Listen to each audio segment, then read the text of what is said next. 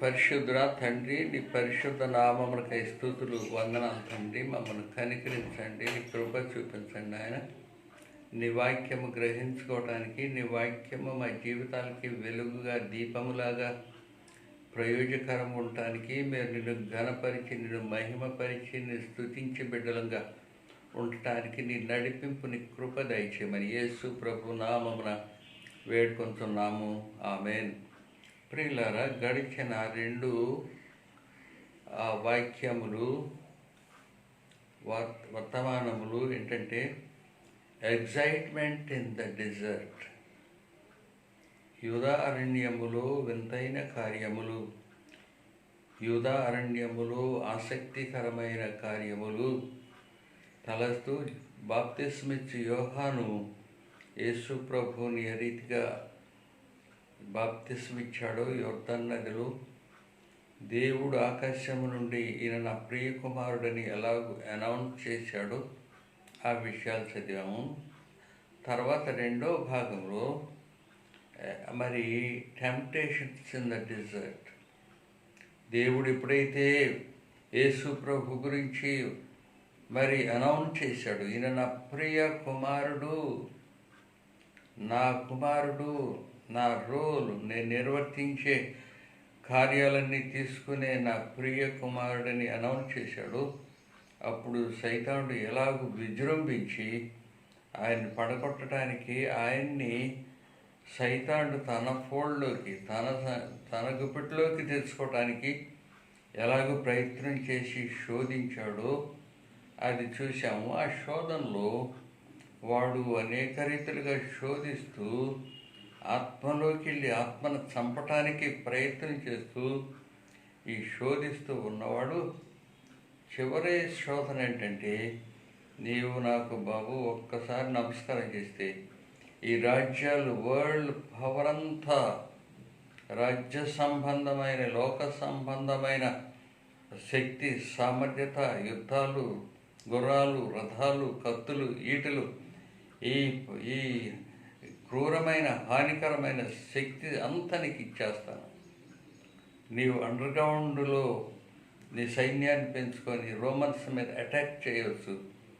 అప్పుడు నీవు ఈజీగా రాజు అవ్వచ్చు, ఈజీగా నువ్వు తేలిగ్గా రాజు అవ్వచ్చు అని సిలువను గురించిన దాన్ని తప్పించడానికి వాడు ఎంతో ప్రయత్నం చేశాడు. కానీ యేసు ప్రభు ఈ భుజబలం వల్ల, ఈ కత్తి బలం వల్ల, ఈ ఖండబలం వల్ల, ఈ యుద్ధాల వల్ల, ఈ పోరు వల్ల, వీటి వల్ల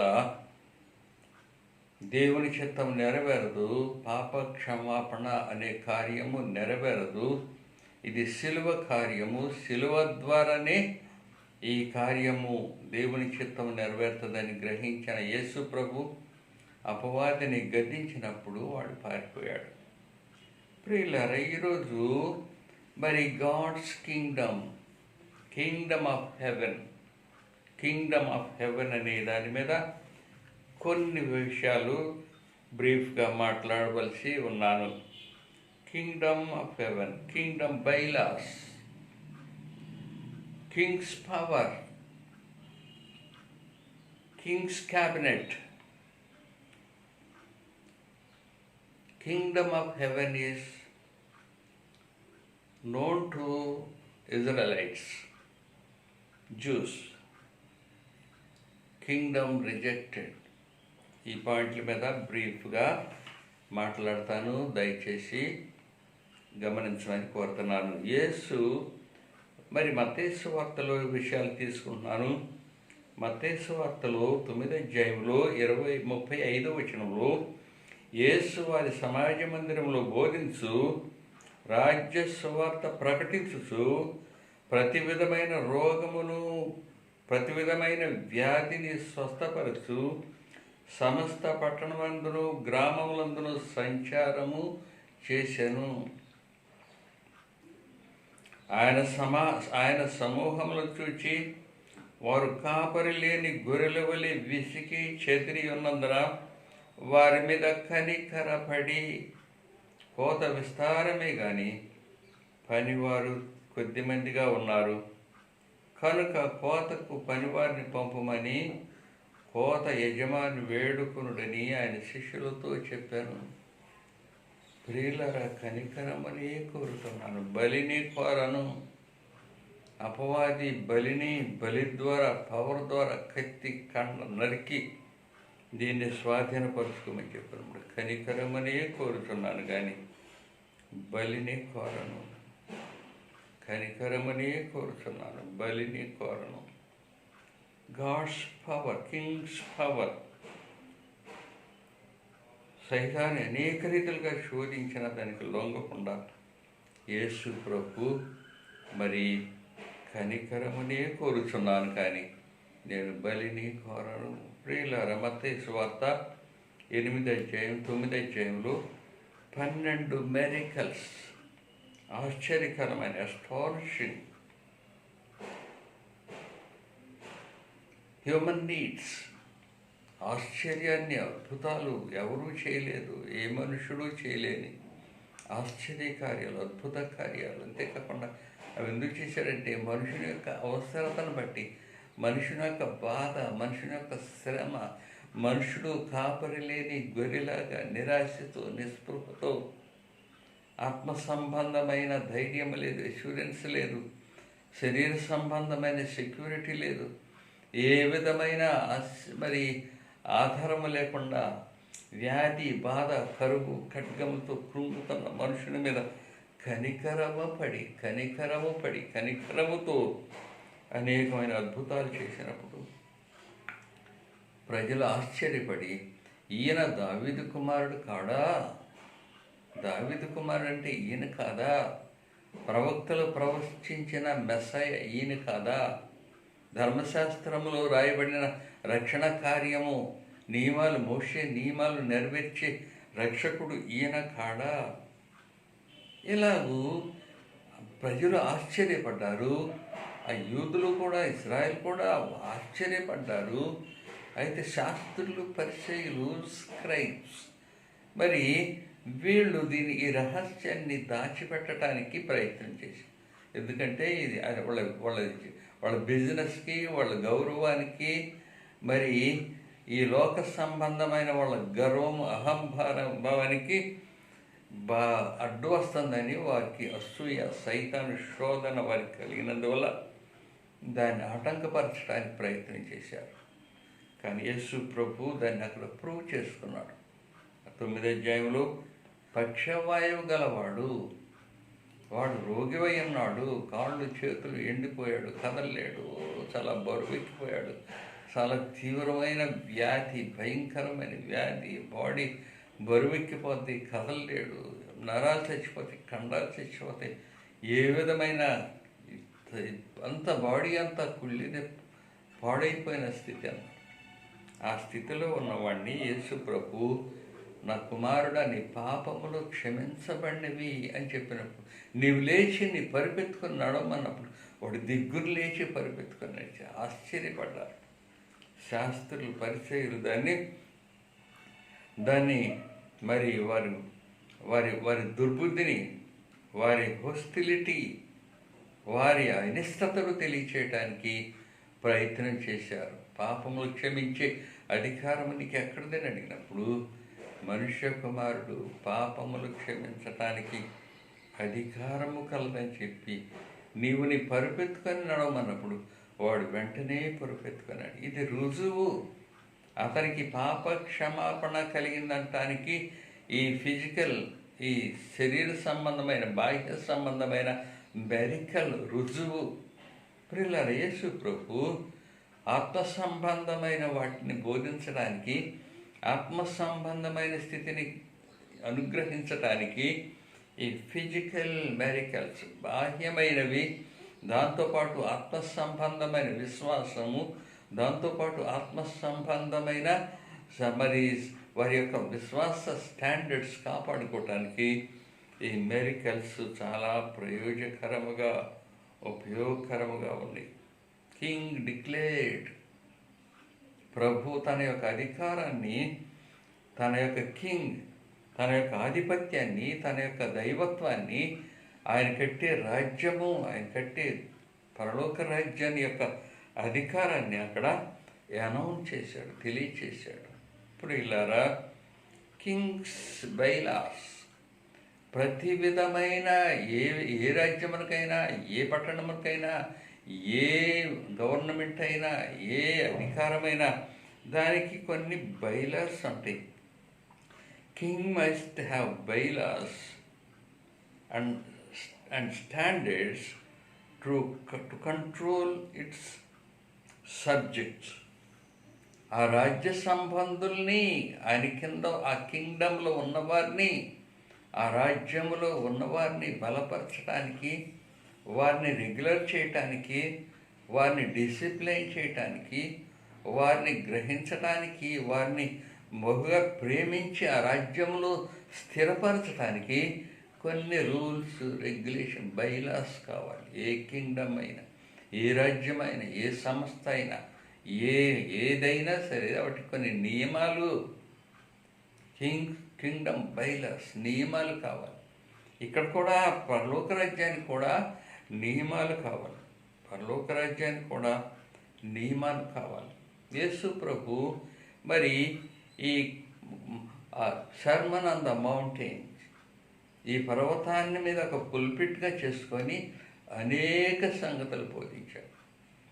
పర్వతంని పుల్పిట్గా ఆయన సింహాసనం, లేకపోతే ఆయన ఆ బోధకి స్థానముగా తీసుకొని, ఆల్టర్గా తీసుకొని అనేక సంగతులు బోధించాడు. ధర్మశాస్త్రములో ఇలాగున్నది. ధర్మశాస్త్రాన్ని కొట్టివేయటానికి రాలేదు, దాన్ని నెరవేర్చడానికి వచ్చాను. ధర్మశాస్త్రాన్ని, మోషే రాసిన ద్వారా వచ్చిన నిబంధనల్ని, ఆర్డర్ని, రూల్స్ని, రెగ్యులేషన్ని, వాటిని నేను తీసివేయటానికి, తృణీకరించడానికి కాదు, వాటిని బలపరచడానికి వచ్చాను. వాటిని కొట్టివేయటానికి కాదు, నేను వాటిని బలపరచడానికి వచ్చానని యేసు ప్రభు చెప్పాడు. ఓల్డ్ టెస్టిమెంట్ రూల్స్, రెగ్యులేషన్స్, నిబంధనలు, 10 ఆజ్ఞలు, ధర్మము, నీతి, ఇదంతా కూడా పైనీర్, ముందు వచ్చినది. పైనీర్ అంటే ముందెళ్ళి వెనకాల వచ్చే వాళ్ళకి మార్గం సరళం చేస్తాం. Pioneer missionaries. కొంతమంది ముందెళ్ళి తర్వాత వచ్చే మిషనరీస్కి మార్గము సరళం చేయటం. బాప్తిసమిచ్చే యోహాను ఈజ్ ఎ పైనీర్. కింద తర్వాత వెనక వచ్చే రక్షకుడు మెస్సై గురించిన మార్గాన్ని సరళం చేసినవాడు.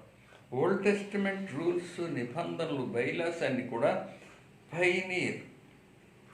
అవి యేసు ప్రభు వాటిని విస్తరింపచేయటానికి, వాటిని స్థిరపరచడానికి, వాటిని అప్రూవ్ చేయటానికి సర్మన్ ఆన్ ద మౌంటైన్, పర్వత ప్రసంగంలో అనేక విషయాలు ఆయన చెబుతూ, ధర్మశాస్త్రంలో ఇలాగున్నది కదా, నీ కంటికి కన్ను, పంటికి పన్ను అని ఉన్నది కదా. కన్ను పోగొట్టినోడి మళ్ళీ కన్ను పోగొట్టు, కాలు ఎరగొట్టినోడి మళ్ళీ కాలు ఎరగొట్టు, పళ్ళు ఎరగొట్టినోడి మళ్ళీ పళ్ళు ఎరగొట్టు. ధర్మశాస్త్రం అది, నీతి ఉంది కదా. అయితే నేను చెప్పినది ఏమనగా, నీ శత్రువుని ప్రేమించు, నీ కుడి చెంపను కొట్టిన వాడికి ఎడమ చెంప కూడా చూపించు. ధర్మశాస్త్రంలో ఒకడు బాక్స్ మొయ్యమని ఉంది కదా, వాడు నిన్ను మైలు దూరం పోయి ఉంటే నువ్వు 2 మైళ్ళు పోయి. ధర్మశాస్త్రంలో ఒక విచారాన్ని గురించి ఉంది కదా, అది ఒక స్త్రీని మోహము చూపుతో చూసినట్లయితే అది వ్యభిచారమే. ఈ రూల్స్ని క్రమపరచడానికి, ప్రాక్టికల్గా ఉంచటానికి, మరి చేయలేని వాటిని చేయగలిగినట్టుగా చేయటానికి ధర్మశాస్త్రాన్ని ఎవరూ నెరవేర్చలేరు. యేసు ప్రభు నెరవేర్చాడు. ఆ నెరవేర్చిన యేసు ప్రభు వాటిని మనకి నెరవేర్చడానికి, లేకపోతే మనము నా కాడిసులు నా భారము తేలిక అన్న యేసు ప్రభు ఆయన ద్వారా మనం వాటిని జయించటానికి, వాటిని అధిగమించడానికి, మనకు శక్తిని ఇవ్వటానికి న్యూ కవనెంట్స్, నూతన నిబంధన, న్యూ టెస్టమెంట్ అని రాశారు. తర్వాత పాత నిబంధన, క్రొత్త నిబంధన. దాని later on gospel writers new testament, క్రొత్త ఆజ్ఞలు, క్రొత్త విధానములు రాశాడు. ప్రియులారా, king have bylaws, kingdom must have bylaws. Yesu ప్రభు ఇలాగూ అనేకమైన మరి నీతి ధర్మానికి సంబంధించిన మనం అనుసరించగలిగిన క్రియలన్నీ తన ఆ కింగ్డమ్లో ఉన్న ప్రజలకి రక్షణార్థమై క్రొత్త బైలాస్, క్రొత్త సూత్రాలు యేసు ప్రభు మనకి ఇచ్చినట్టుగా చూస్తున్నాము. మరి మూడవదిగా కింగ్స్ క్యాబినెట్.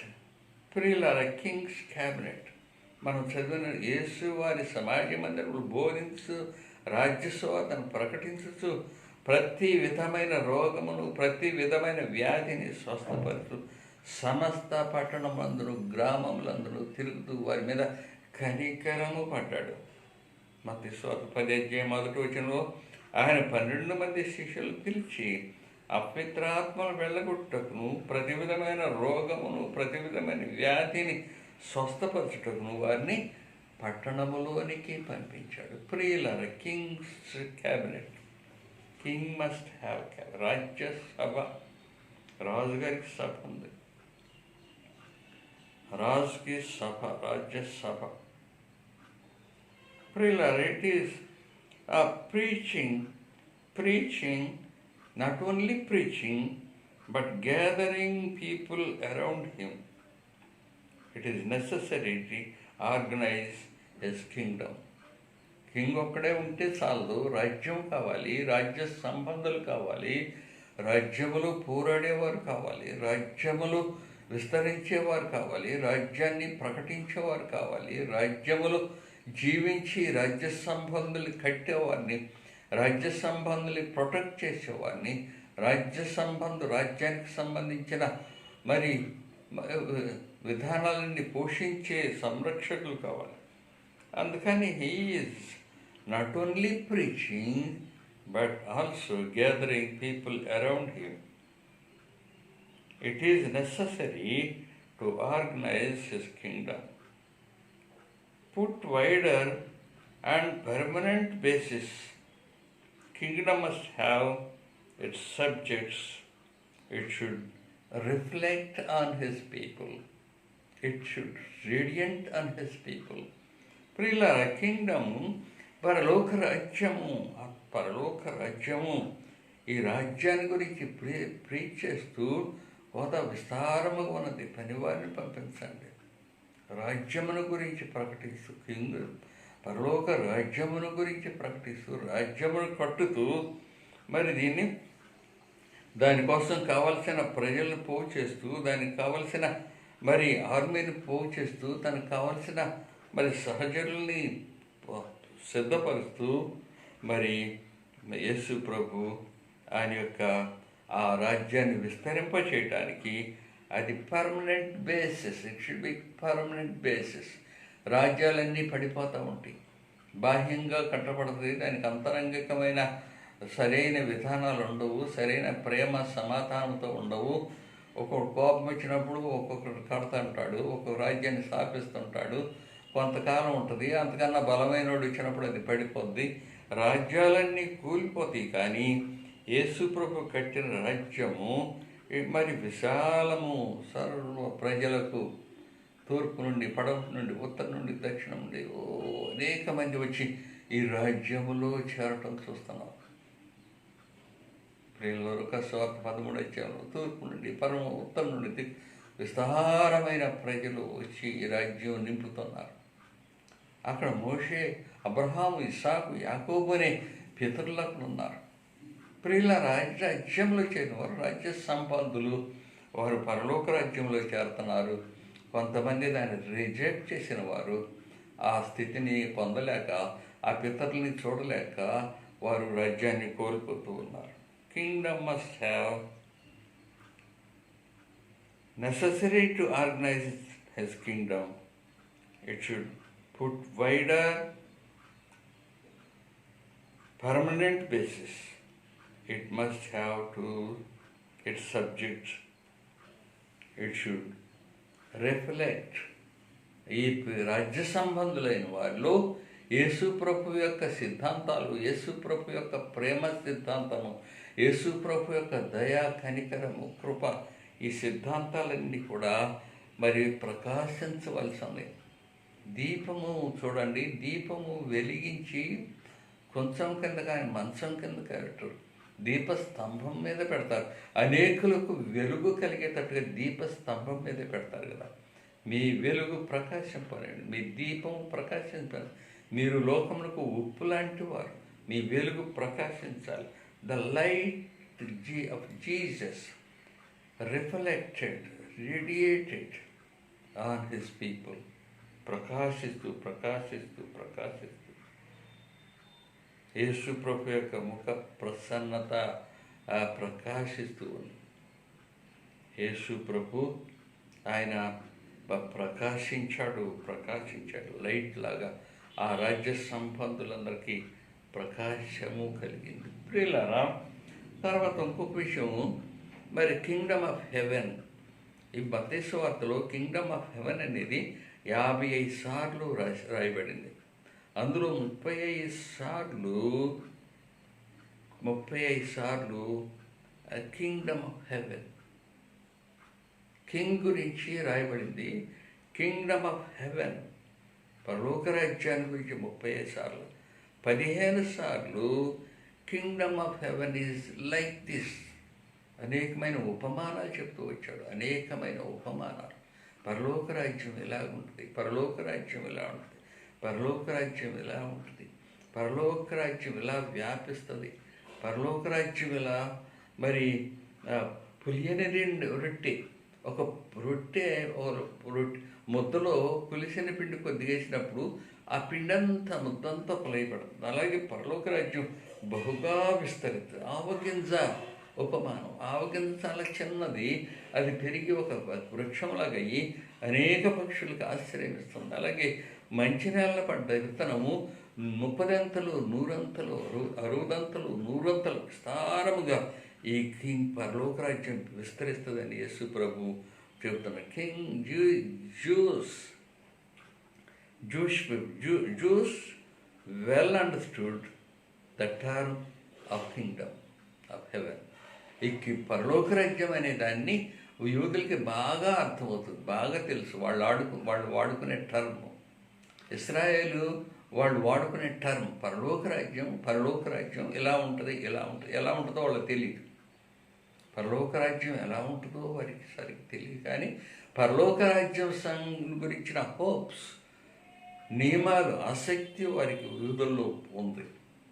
అయితే పరిశుద్ధుడైన పౌలు కానీ యేసు ప్రభు కానీ ఈ పరలోక రాజ్యము గురించి మరి పౌలు సరిగా మరి రాశాడో లేదో కానీ మోషే మాత్రం చక్కగా వివరించాడు. పరలోక రాజ్యంలో మన స్థితి ఏంటని చెప్తున్నప్పుడు Moses define our position in the Kingdom of haven. మరి నిర్గమకాండం 19:6 మీరు రాజులు యాజకులైన సమూహము అంటారు. పరలోక రాజ్యములో మీరు రాజులు, మీరు కూడా రాజులు. యేసు ప్రభు యొక్క రాజ్య సింహాసనం మీద ఆయన ఉన్నప్పుడు 24 పెద్దల సింహాసనం మీద కూర్చున్నప్పుడు ఈ తెల్లని వస్త్రాలు ధరించిన వారు ఎవరైనా చెప్తున్నప్పుడు గొర్రెపిల్ల రక్తములు కడగబడిన వారు. మీకు అలాంటి పొజిషన్, మీరు యాజకులు, మీరు రాజులు అని చెప్తున్నారు. ప్రియులారా, పరలోక రాజ్యము ఇలాగున్నది. 15 ఉపమానాల్లో నేను చెప్పినదేమనగా పరలోక రాజ్యం నేను నా కింగ్డమ్ బైలాస్ ఏంటనగా ఇవి ధర్మశాస్త్రంలో ఇలాగున్నది కదా. అయితే నేను మీకు ఇచ్చే న్యూ టెస్టమెంట్, నూతన సిద్ధాంతాలు ఏమనగా ఎలాగున్నాయి. ప్రియులారా, పరలోక రాజ్యము ఇలాగున్నది. పరలోక రాజ్యము rejected. It is heaven, kingdom of heaven is rejected. ఈ పరలోక రాజ్యాన్ని తృణీకరించారు. ఆయన తన స్వకీయుల దగ్గరికి వెళ్ళినప్పుడు వారు ఆయన్ని చేర్చుకోలేదు. నజరేతులో ఉన్న వారి గ్రామానికి వెళ్ళాడు, ఆయన సహోదరుల దగ్గరికి వెళ్ళాడు, వారు ఆయన తృణీకరించారు. నువ్వు యెరూషలేము దేవాలయంలోకి, యెరూషలేము వెళ్ళి అక్కడ బోధించు, అక్కడ పెద్ద పెద్ద పండితులు ఉంటారు, నీ బోధ వాళ్ళకి అర్థమవుతుంది, మాకేమో పిచ్చితనంగా ఉంది. నువ్వు అక్కడ స్వకీయుల దగ్గరికి వెళ్ళినప్పుడు వారు స్వకీయులు ఆయన్ని తృణీకరించారు, ఆయన్ని ఇష్టపడలేదు, రిజెక్ట్ చేశారు. మత్తయి సువార్త 24:43 మరి యేసు ప్రభు అన్నాడు, యూదుల్ని అడ్రస్ చేస్తూ, మీరు నన్ను తృణీకరిస్తారు, నేను అన్ని జనులకు వెళ్తాను, గో టు అదర్ నేషన్స్. అన్యులు వచ్చి దీన్ని స్వాధీనపరుచుకుంటారు. మొదటివారు కడపటివారు, కడపటివారు మొదటివారు. అనేక మంది అన్యజనులు వచ్చి దీన్ని స్వతంత్రించారు. మరి ఇలా చెప్పాడు. ప్రియులారా, దేవుని రాజ్యం ఈ రాజ్యంలోకి చేరాలనే మరి ఎక్స్ప్లెనేషన్ ఎలా చక్కగా నికోదేముతో మాట్లాడాడు. యోహాను సువార్త 3:3-7 ఈ పరలోక రాజ్యానికి కావలసిన రిక్వైర్మెంట్స్, అవసరతలు, ఎవరు పరలోక రాజ్య సంబంధులు, ఎవరికి పరలోక రాజ్యం ఉంటుంది,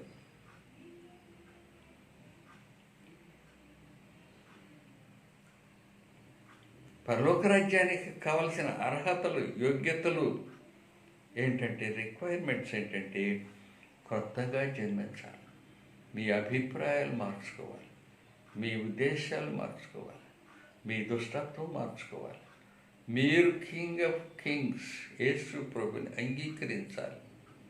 తన్ని అందరూ అంగీకరిస్తారు, వారు ఆయనకి బిడ్డలు, పరలోక రాజ్య సంబంధం.